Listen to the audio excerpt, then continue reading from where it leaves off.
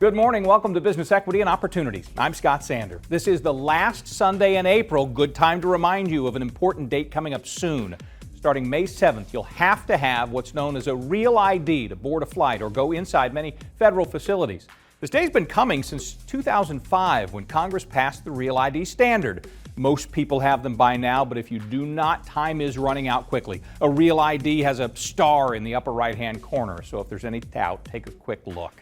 While you're checking, we'll remind you that this show is also here to make sure you can travel to your business goals, to start, grow, and succeed as the business climate evolves. We get our information by getting out into the community, meeting owners, resource developers, and others who are actively pursuing success for themselves and for others. Our segments remain the same: getting started, access to capital, the week in business events, and more. Accounting and bookkeeping issues, how to run your business day to day, bringing an industry into focus, and a weekly success story. All designed to share insights and personal stories to help you on your path to business success. Throughout the show, you'll see a QR code that'll take you straight to our website. We'll have all those segments for you. While you're there, we encourage you to subscribe to our growing weekly newsletter. It comes out every Tuesday. Sign up for and listen to our Business Equity and Opportunities podcast on the All Indiana Podcast Network. By the way, the pod now features new exclusive extended conversations, parts of our many talks that did not make the broadcast, but they're definitely worth your time. We'll have something new every Tuesday there. Here's what's ahead this hour, though, on Business Equity and Opportunities. The All Indiana Podcast Network is celebrating its 5th anniversary. We look back at where it all began and how it's going. There's a new Asian American cultural event coming to the Stutz, a look back at the history of the 500 Festival, how advisor fees may impact your retirement plans. Taxes done? Courtney Kincaid says maybe a good time to think about next year already. And step into a local classroom growing the next great architects. April is Earth Month. We're getting started with a local effort aimed at being kinder to the world and its creatures. Lilly, the drug company, is shifting further away from using wild crabs in a process to detect toxins. Process dates back decades. News 8's Malia Van Ostrand tells us what this could mean for conservation efforts. This is Business, Equity, and Opportunities. Getting started.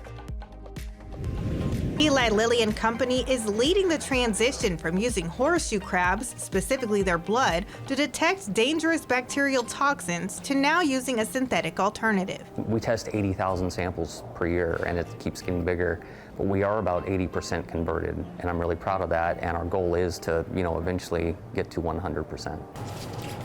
Lilly began decreasing its usage of horseshoe crab blood in 2016. Recombinant factor C is the test reagent that still detects endotoxin, except that we can make it in cells and we don't need to derive that from horseshoe crab blood. And then this is kind of a more recent version of that where we have 3 recombinant proteins instead of just the 1 recombinant protein there. Bolden, who is also an avid bird watcher and conservationist, says although the horseshoe crabs were released back into the wild after their blood was taken, sometimes it was fatal for the crabs. Between the testing and over-harvesting, the horseshoe crab numbers went down. It also affected the bird populations that would rely on crab eggs to eat. I'm not saying this is going to be the fix, that we're going to, restore crab and bird levels with exactly what we're doing, but it's incremental, and everybody should go and ask themselves, what is it that you can do to make a positive change? Bolden hopes that Lilly sets an example for the pharmaceutical industry by showing how innovation can support both science and the planet. The ability for me to make a change inside, like internally in here, that I know impacts nature and biodiversity outside of our 4 walls, that's really validating to me. I'm Malia Van Ostrand, WISH-TV, WISH-TV.com, or follow us on Facebook for updates. Next, on Access to Capital news about a new community market showcasing Asian American artists and entrepreneurs.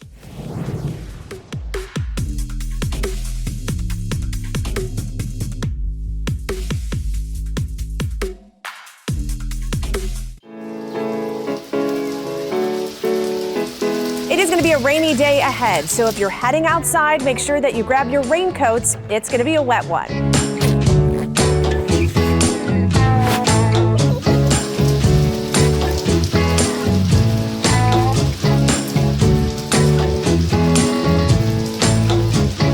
For the puddle jumper in all of us, Storm Track 8.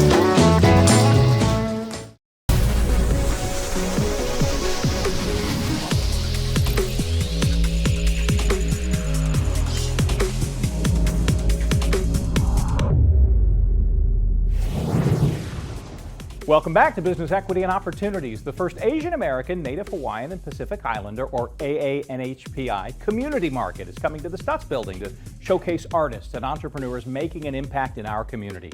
We caught up with the organizer, Patrick Armstrong, for details. This is Business Equity and Opportunities. Access to capital.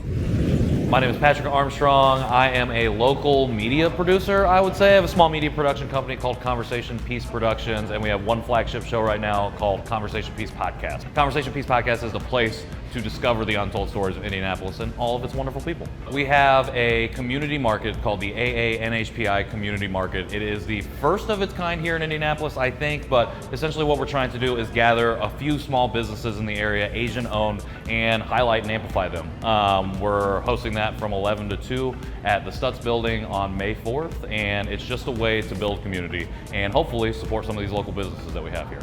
We got a wide variety of vendors. We're standing in Yujo right now, which is a Japanese ramen and boba tea shop, and you can expect some boba tea from them.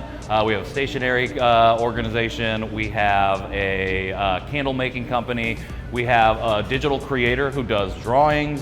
She's going to be posting up and doing some drawings there.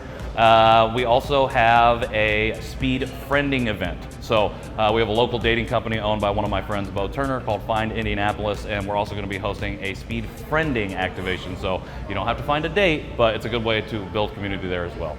I think when we think of a business, we're always thinking about the storefront, we're thinking about the products. A lot of times we don't think about the people, and it's the people that make those businesses. And one of the reasons that I'm really excited about the market is because it gives us a chance to put the human stories out front. You get a chance to, again, like you said, talk to these business owners one-on-one, get to know why they started what they're doing. A lot of folks are doing things on the side, but there are some folks who have made full careers out of what they're doing here. So a chance to understand the full human story behind some of these small businesses in Indianapolis is a great opportunity, and I'm really excited to be able to do that, particularly for the AAPI community. Absolutely. If this one goes the way I think it's going to go, I'm really excited to hopefully bring this back, if not quarterly, every other month. There are a lot of small business owners here, not just part of the AAPI community, but all across demographics and communities. So what I would love to do is find ways to bring community together, find ways to gather small groups of business owners and just figure out how we can support them, get a few hundred people out and show not just Indianapolis, but the people that are coming and visiting our state and our city, what we have to offer. 100%. Street parking available on Sundays. It is free. That is one of the great things about our Indianapolis parking situation. There are also lots located on the west and east sides of the building that you can park into. Really easy to cross the street on Capitol, really easy to cross the street on Senate. Very accessible, very family friendly. What spells success for the market is that our vendors walk away feeling like, hey, we just had a tangible benefit happen for our business. And not only that, but we've developed hopefully relationships that are going to extend beyond the market. So walking away, success looks like we've developed new customer relationships for our vendors. We've developed a stronger sense of community for our AAPI community here, as well as our greater Indianapolis community. And we might have some other events coming up as well. For sure. So I was adopted from Korea in 1990. I grew up in a small town north of here called Rensselaer, Indiana. And when I was growing up, I did not have community with other Asian folks or other Korean folks. And unfortunately, that's how I navigated the world for a really long time. Over the last 5 years, I've made strides to figure out how to build community and be a part of that community. And this is one of the ways that I hope I can give back and show how I've been making those connections here in Indianapolis specifically. The AA&HPI Community Market is coming up May 4th at the Stutz. No charge to go. Runs from 11 in the morning till 2 in the afternoon. Coming up this hour, a look at the history of the 500 Festival. Included, a look at the original WISH-TV studios. That's next on This Week in Business.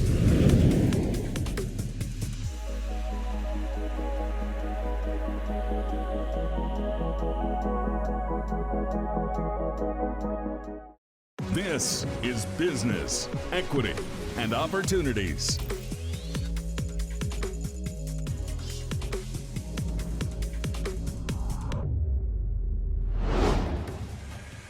Welcome back to Business Equity and Opportunities. Kickoff for this year's 500 Festival is coming up April 30th on Monument Circle. For more than 6 decades now, the festival has united the community around the Indianapolis 500. WISH-TV has been part of the many community events since the beginning. We thought we'd take a look back. Bob Bryant's been president and CEO of the 500 Festival since 2013. He gives us a history lesson. See if you can spot the WISH-TV float. This is Business, Equity, and Opportunities. This Week in Business. Thanks so much to WISH-TV, longtime partner with us, and we just really appreciate that. 500 Festival started in the 1950s. Simple idea, which is, hey, the Indy 500 is becoming a very big deal in our community. How can the community support that? Or how can the community benefit from that? So it has a nice broad mission, which is just simply to enrich lives and foster positive community impact and celebrate the Indy 500. So it started in the late 1950s, really began with a parade.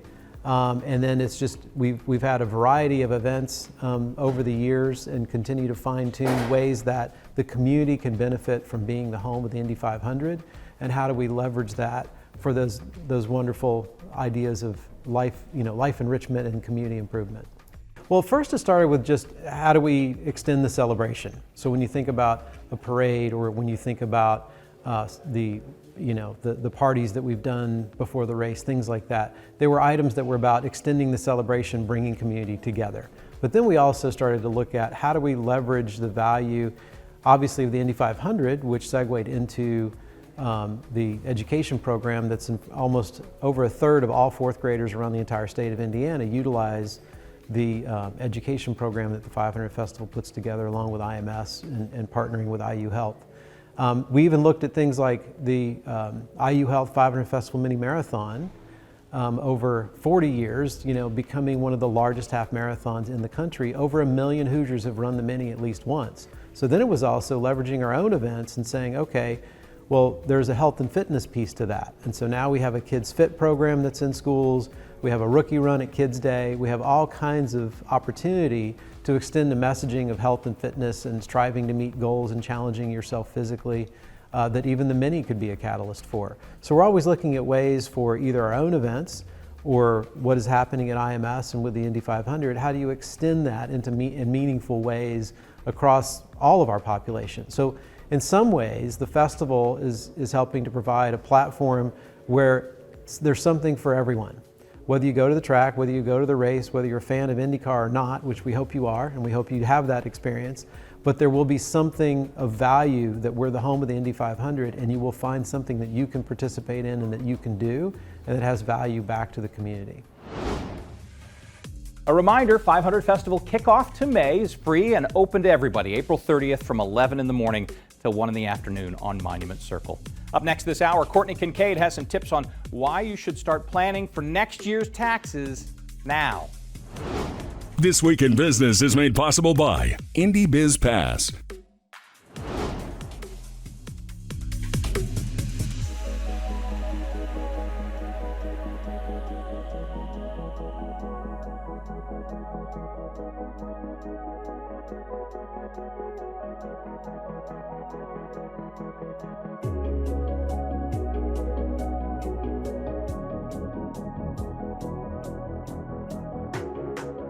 Cincinnati Reds home run, Indy 11 gold, motorsports mayhem, on the air and in the app. Fuel your feed with highlights, kick back with game day extra, and go full throttle from the pit stop to the podium. Your sports, your way. When you want it, how you want it. Download the All Indiana Sports app today. This is Business, Equity, and Opportunities.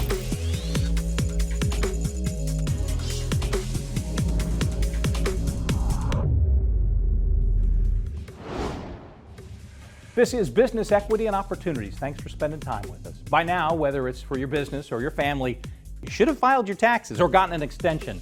Courtney Kincaid, though, wants you to know that now is the time to be planning for next year. This is Business, Equity, and Opportunities, Accounting and Bookkeeping. But when people think about CPA, they think about taxes. And so I'll just remind everyone, this is a planning opportunity, right? Taxes are often thought of as reactive, but it's really important to think about them in the windshield too. Small business owners are particularly busy and might not be thinking about this. And so we always like to remind small business owners and particularly entrepreneurs about tax breaks they might not be aware of. Working with your CPA, it seems like a very compliance-driven behavior, but sometimes you maybe should call them when you aren't thinking about it. Maybe, for example, when you're remodeling your office. I don't know that people would say, hey, do you have any tax break ideas for me as I remodel my office? But there are tax breaks available, making your facility disability accessible. There is some tax break there. Thinking about even the work that you do. If you're doing research or development, making sure you understand the requirements. There's a significant amount of credit available for small businesses who are doing research or innovative work, but there are requirements in how that work should be documented as you move along. So again, looking at it in the rearview mirror can be particularly challenging as you might not have that support that you need. Additionally, thinking about the way that your business is structured, we have changes to our local tax code every 2 years with our budget, and making sure that you're doing things properly, that you are structured in a way, or that there aren't changes available for you to take advantage of new legislation. We've recently passed pass-through tax legislation here, so making sure that you're not missing that. It's a really great time to do this when it's not actually tax season, right? And so as we head into the summer months, it's a good time to call up your CPA and say, hey, I know I usually work with you on compliance work, but I just want to make sure that I'm taking advantage of all the opportunities available. Sometimes you can take your shoebox to your CPA and they're able to put together what you need, but sometimes, particularly with like research and development, they want some more, how much did your staff work on this? What were the exact hours that they worked on that? So some of that support is different than what we are used to seeing as individual taxpayers, where we get a nice little form in the mail from our employer. Here's how many hours you worked. So documentation is really important and can be a big part of making sure you're getting the benefit you need. Knowing what details you need for each expense is really important, knowing what you need to capture, but it's also really important to know what the new thresholds are. When we think about planning, it also is making sure you're maximizing the benefits. People talk about mileage, for example. Mileage rates adjust with the cost of fuel adjusting. And so it's a good way to remind yourself, make sure that you're maximizing all of the benefits as you move along and things adjust. Do you know how your financial advisor fees may be impacting your retirement plans? We have an expert who can help.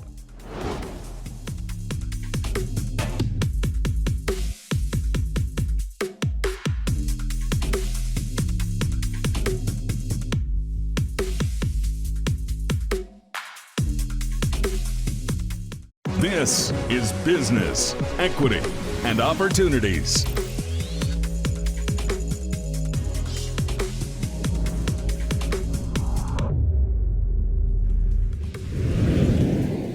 Lifestyle Live host Cody Adams recently sat down with Ed Wright from Golden Reserve to get important information about how the fees that you pay your financial advisor may impact your retirement. This is Business, Equity, and Opportunities. Running your business day to day. Are you aware of the fees you're paying your financial advisor? Those 1% fees may seem small, but they can have a significant impact on your retirement savings over time. We have our good friend Ed Wright here joining us, a partner at Golden Reserve, an Indianapolis area financial retirement planning firm. Ed, thank you for being here as always. Thanks again for having me. Yeah, of course. How many people actually know what the cost of their financial advisor fees are?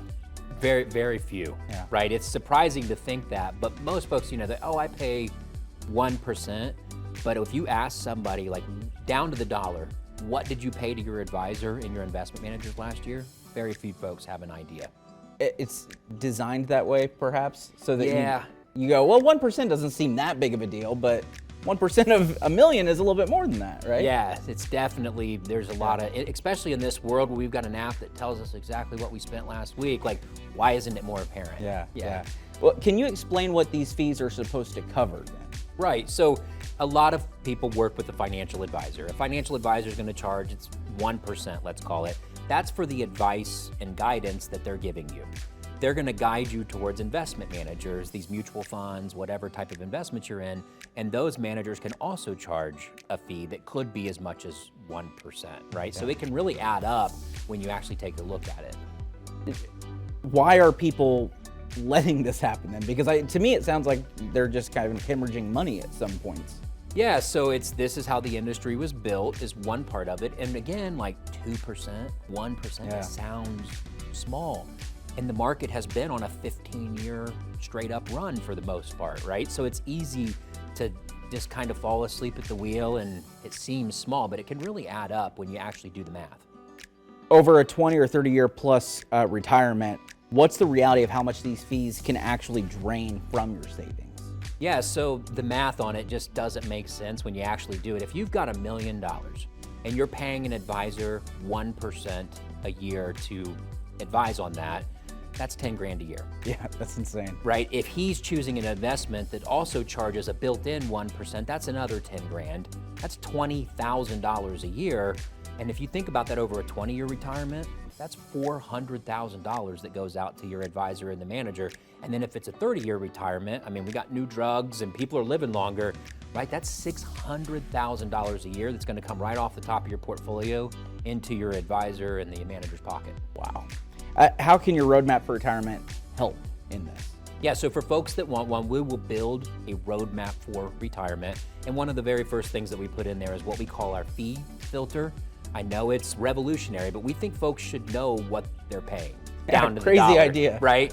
But so fee filter will tell you, what am I paying my advisors? What am I paying to my investment managers? So then folks can decide for themselves, like, am I getting that level of service, or should I be looking at something different? Always good information and willing to help. And for you at home, if you want to learn how to cut your fees in retirement, Ed has a great offer for you. Right now, for the first 5 callers with a portfolio of $500,000 or greater, he's offering a complimentary roadmap for retirement. This will allow Ed's team of retirement planners to create your tax map, that fee filter he mentioned, long-term care compass, market flashlight, and income tent. And they'll do all this work for no charge or obligation. It's that important. Call 463-777-7773. Again, that is 463-777-7773. Ed, thank you so much. We appreciate it. Appreciate you having me here. Up next, a visit to a unique classroom and meet the innovative teacher nurturing the next great architect.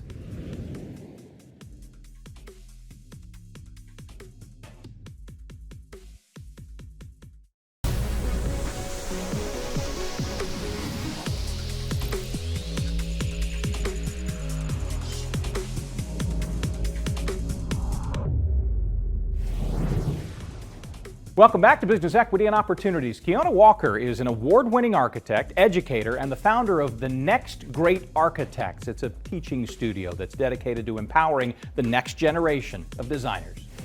This is business. This is business, equity, and opportunities. Industry focus. My name is Kiana Walker. I am a registered architect. We are in CFI 70 elementary school here in Indianapolis.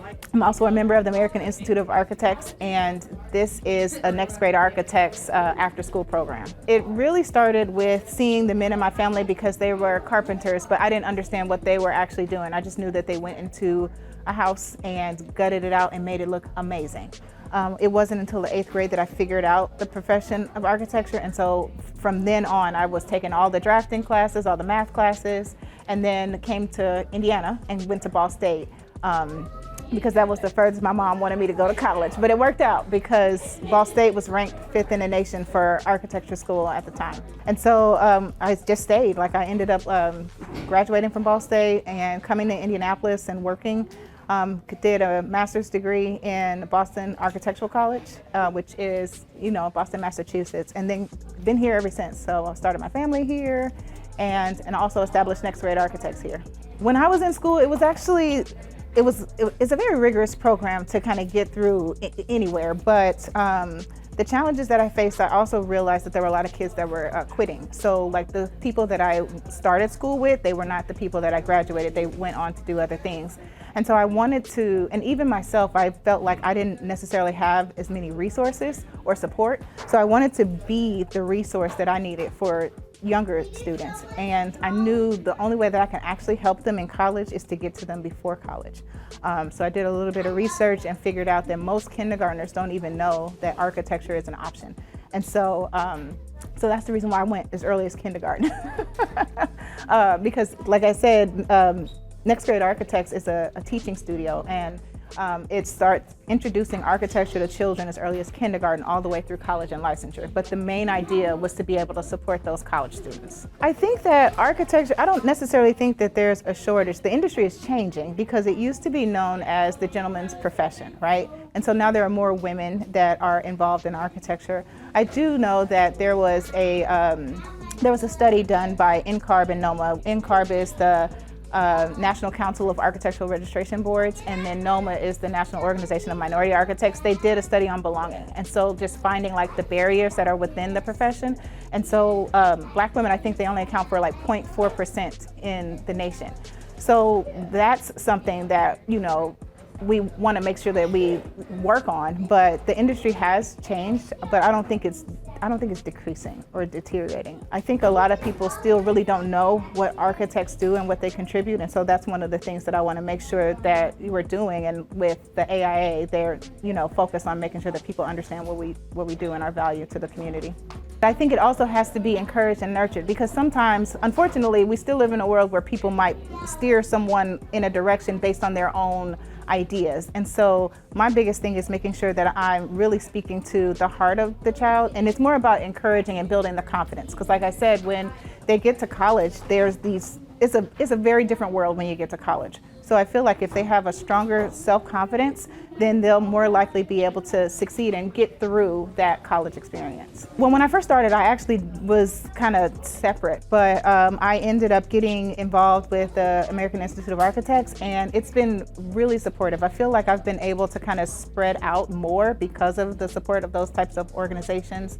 And again, most people that find out about it, they find other benefits. I think that especially because it's like National Architecture Week, architecture can actually really help open the minds of children to understand like classroom concepts, because a lot of kids, they get discouraged or they get disengaged. Maybe about the 5th grade, it's like 26% of students that are disengaged.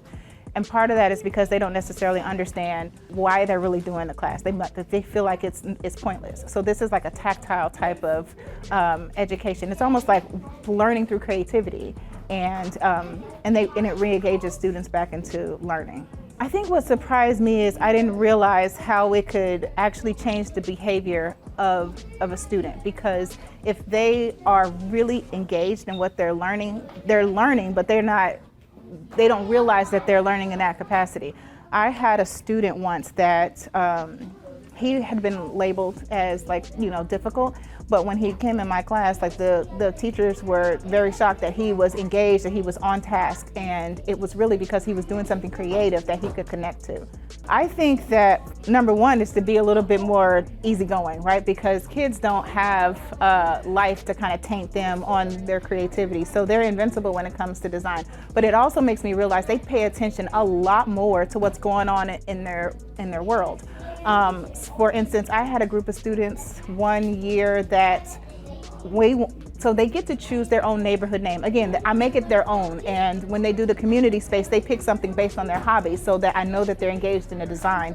And one year they just said, can we design a military, underground military base? And it's sad, but because they're scared about like just different things that's happening in the world. And I'm dealing with kindergartners, kindergartners through 12th grade, but here at this school is primarily K through 5. And so because of what's going on in the world, they wanted to design a military base. I have one student that is absolutely obsessed with Taylor Swift. I didn't even know that Taylor had, first grade fans.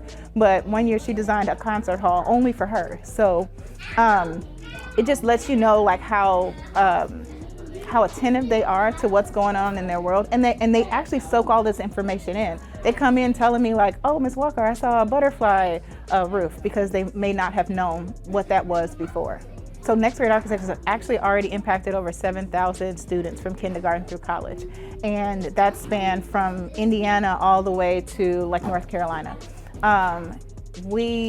So yes, I do, but I have to kind of get more people involved, and then and just some of the organizations that I'm a part of that also lend a helping hand. But yes, absolutely. It's just moving slowly because, you know, we just want to make sure that we refine it, get it right before we take it to the next level. When I can see that they're getting confident, right? Because they may come in and they're super shy, or they don't want to talk in front of other people, but when they are able to communicate their ideas and be confident about it, or when they say, oh, I know exactly what I want to do. It doesn't have to be architecture, but just knowing that they're starting to believe in themselves, or they're understanding different concepts, especially when people tell me that kids this age can't really grasp it, because they really can. And I think it takes a special person to be able to explain things in a way that a kindergartner can understand, and also turn around and do it for someone that is in 8th grade. But yeah, I think it's just knowing that I'm kind of planting seeds of encouragement with the students. The Next Grade Architects Teaching Studio has classes starting from kindergarten through college and beyond. Follow the QR code to get a link to the sign-up information. When we come back, we continue our look at a National Association of Women Business Owners and the leaders featured in the new LIM Studios and Boss Lady magazine. Plus, we celebrate the 5th anniversary of the All Indiana Podcast Network. It's ahead when Business Equity and Opportunities return.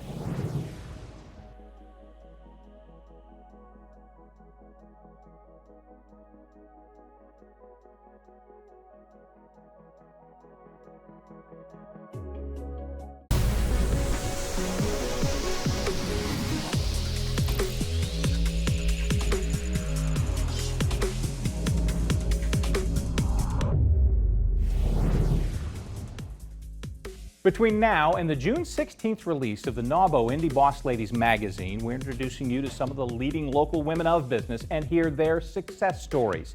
Today, we meet Jamelia Brashears, the owner of JLB Advisors. She credits NAWBO for helping her professional growth. This is Business, Equity, and Opportunities. Success Story. My name is Jamelia Brashears, and I'm the principal and founder of JLB Advisors. And JLB Advisors is a full-service philanthropic advisory firm located here in Indianapolis. Actually, I just moved to Indianapolis just shy of 2 years ago from New York City. And I actually feel like I'm coming home. I went to high school here, but I realized this is the perfect place to launch an advisory firm to support social entrepreneurs and nonprofits in their resource development. And I also work with foundations as well as trying to meet their social impact, and also identify the right investments for their objectives and their portfolios. Well, culturally, I could say that there's a transition. You know, New York is very bustling, it's a very big city, but the one thing that really doesn't change is the need for organizations to really identify revenue and resources outside of, particularly right now, the stage that we're in is government grants. So a lot of organizations are struggling to identify institutional foundations to support their programs and operations. And Indianapolis is a space where there's a multitude of nonprofits and also a multitude of industries too that can really support them in their programming. And for the foundations too, there's a lot of, actually Indiana has the largest number of community foundations in the country. Every county has a community foundation. So it's a state that has a strong commitment to social change and social impact, and it's a city where nonprofits are really trying to do systems change to really make a stronger impact. So I feel like I'm coming to not only a city, but a state with a strong bedrock and foundation to move the needle, to make everyone have more access to all the great that the city and state has to offer. So my background is actually in philanthropy, and I worked in a number of foundations across the country. I got my start actually at Robert Wood Johnson Foundation, and for me, I learned how what does it really mean to kind of push the needle in social change and be at the table to advocate for communities that are underserved and underfunded. And namely, I also wanted to learn how to better advocate for communities that I was proximate to. So Black and brown communities and communities that were really trying to support the economic mobility, the racial equity of communities that were really needing of funding and resources. So that was my start in philanthropy, and I worked at a number of foundations. And I realized that through institutional foundations and well as corporate foundations too, that is a wonderful way to support community engagement, so to be an advocate for organizations that are looking to really make systems change. But then I realized too that there's another need at BE, that while philanthropy plays a major role in that, I can actually support the organizations themselves. So I switched from philanthropy to working in development, and I built out a lot of development offices in New York City. And one of the main struggles that I realized is that a lot of nonprofits really don't have the infrastructure and the support to build stronger relationships with funders. And not only is it's beyond just grant writing, but it's also being able to effectively tell their story, to cultivate those relationships and sustain those relationships. So I decided that I can be that voice to build a stronger bridge between the funder community as well as those that are seeking the funds. And I work with both nonprofits and social entrepreneurs as well as funders. And kind of going back to Indianapolis, I think that there's a wealth of opportunity and a wealth of need for the nonprofit community to build and diversify their revenue. And to be able to do that, it really, there's a lot of supports that's needed to strengthen those relationships from a multitude of funders, from your individual donors and foundations alike. So when I started my business, I became an accidental consultant. I really didn't know what consulting was or how to do a consulting firm, what that looked like, even what a revenue model was. All I knew is that I had a passion to do this work, and it came from an expertise in philanthropy and development, but I didn't understand the infrastructure really needed to build what will be a successful business, and also who I really needed to be connected to. So when I moved to Indianapolis, I joined the chamber, and that was a great experience to be connected to other businesses, and not only the small businesses but large businesses alike. But I also realized that something was really missing, and what was missing was more of a intimate connection to other business leaders and other women in business, where I could have an unapologetic connection and really talk about how am I doing this? What are the real pain points? And even recommendations to kind of adjust my practice, and who also I need to speak with. While this is kind of a small town, it's also a really big city with major industry, and having direct access to leaders in the industry can be kind of challenging. And for me, NABO provides direct access. It's very intentional in terms of putting you in front of other leaders in the city of major corporations, and they are willing to offer not only guidance on their pathway, but really to give you strategic guidance on your own pathway.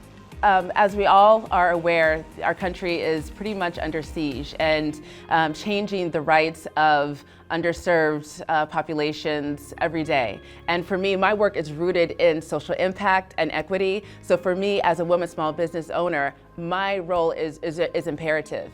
I'm working with organizations that are the safety net of this country. You know, when government services are being taken away, I work with organizations that are that backfill. So for me, my infrastructure, my business has to be critical and strong to support these organizations. And right now too, we're also under siege as a country in terms of the idea of women's rights. And NABO for me is unique in that it supports the policy aspect as an advocacy, and it shares what's coming down the pike at the federal level and those drawdowns of how that really impacts both the state and the cities. And you really rarely get that kind of that lens of how the change in policy impacts not only women, but women business owners. So I think that is a really unique aspect of NABO, and I really want to continue to be a part of that process and that conversation. Well, it's interesting too, because I feel as though this is a city that is really rooted in relationships and relationship building. And oftentimes, I think as you're a business owner, you want, people are expecting you to ring the bell at the NASDAQ your first week of business. And the life doesn't really happen like that, and everything is incremental. And the unique thing about NAWBO and the relationships that I'm building, they have translated not only into contracts, but it's been the root of really having effective relationships. And given that this city is really rooted in relationships and where people grew up and even where you went to high school too, and I went to high school here, I really found that understanding the real core and the unique nature of relationships has been really critical in my more recent success. And I think that people take that with them when they share word about my business. It's about the character of who I am, as well as the work that I do. But people really are really interested in the character of how I work and the spirit of who I am too. So I think that is something that I've learned that has really carried with me to kind of meeting individuals that I otherwise probably wouldn't be able to meet. So I'm very intentional about every meeting that I have and leaving strong impressions that are really character and values based. The NAWBO Indie Boss Ladies magazine comes out June 16th. We'll share more of the stories from some of the leading local women of business before then. Last week, we featured our conversation with NAWBO's president, Dr. Jamise Curtis Banks, who was part of the original vision for the NAWBO Boss Ladies magazine. This week, we're adding her interview to our new Business Equity and Opportunities podcast Extended Conversations feature. That segment will go live every Tuesday, joining our first conversation with Dr. Dorothy Simpson-Taylor, founder of the Sister Soldier Network. Our success story continues with a celebration of our own. The All Indiana Podcast Network marks its 5th anniversary, April 29th. Alan Haw is the managing editor of the All Indiana Podcast Network. He explains how it got started and where we want to go from here. Well, back in 2022, we started looking at the ways that media is expanding and ways that we can reach a bigger audience. And so DeJuan McCoy, our owner of Circle City Broadcasting, started looking at the possibility of a podcasting network. So a group of us got together, we started looking at what we could do, and we began the process of putting the All Indiana Podcast Network together. And before you know it, we released our first episode of the News 8 Daily 8 podcast, and ta-da, we have a podcast network. Obviously we picked News 8 Daily 8 because as a news operation, it's the content that we have the easiest access to, and it's what we know the best. So I think because our expertise in the news business helped us to transfer to the podcasting sphere, where people are looking to get their information on the go, and podcasting is obviously that vehicle to take that with them. And so with a brief news podcast, we were able to give them something that they needed. So we began with content that we had the resources for to start with. News 8 Daily 8, Scott Sanders' Daybreak Drive-In, the sports podcast, AC's Conversations, Weather Weekly with Marcus Bailey. So those were all obvious, kind of low-hanging fruit. So we were looking at other ways to give other podcasters a voice, and we started adding things like Canine Lowdown with Nathan Lowe. We added gardening podcasts, and then we started looking at our Lifestyle Live contributors to see what can we do to give a little bit more value. Then we also reached out to our talent to see if they have any personal interests that they would like to add to the podcasts on the network, and we had a few who did some things for their personal interests so that we could expand the offerings of the All Indiana Podcast Network. Yeah, absolutely. Leaders and Legends is probably our leading podcast, and part of that comes from the fact that they had already established, but they saw the value of joining a network like ours for help with distribution, help with marketing, help get the word out, and just being a part of a network means something. So when we gained Robert Vane and the Leaders and Legends podcast, that was kind of a little coup for us, actually, and it's been doing great for us ever since. That was, I think, probably actually the first outside podcast that we picked up along the way. Well, that's the nature of podcasting, is it's not something that you have to be in a specific location to access. Podcasting is available globally, so podcasts that we produce here in Indiana, they're available anywhere that you can get your podcast. Apple is one of the big ones. Now available on YouTube as well. We've added that in the last several months because YouTube has become more podcaster friendly and added a section just for podcasts. So we jumped on that to make our podcasts available there as well as everywhere else that you can pick up a podcast. Sure. Well, we started with a fairly basic setup. We have a room with 3 microphones and a way to record. We decided that because of the number of podcasts that we had started to do, we needed to add a second studio. And so we built the one that we're sitting in right now. From there, we added cameras, and we've been going gangbusters ever since we started with quality equipment, so we really haven't had to upgrade our equipment. But we're just finding new ways to add things all the time. Sure, I mean, there's a couple of things that we've gotten involved with to help grow podcasting in general throughout central Indiana. I mean, a rising tide lifts all boats, and we want to be part of that rising tide. So a couple of years ago, Dr. Brad Miller started a thing called Pod Indy, which is our local podcast conference. It's a smaller scale to the podcast movement and some of the bigger conferences, but we wanted to do something here locally to encourage local podcasters to keep going, and maybe those who are thinking about it, to get started. We wanted to be an educational source, and we got on board with that to help build the podcasting community. From there, Chris Spangle, who was also involved with the Leaders and Legends podcast, he has started up a podcast meetup for local podcasters, which happens about once a quarter.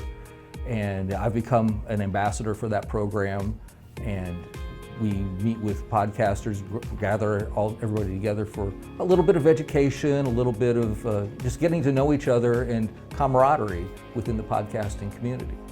Absolutely. So when you click on that QR code, it'll take you to that site where you can find out more about the All Indiana Podcasting Network.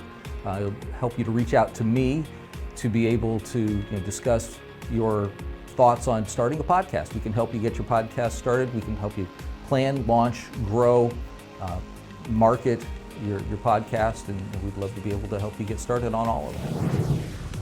If you would like to hear more of our exclusive extended conversations, you'll find them on the Business Equity and Opportunities podcast, with new ones added every Tuesday.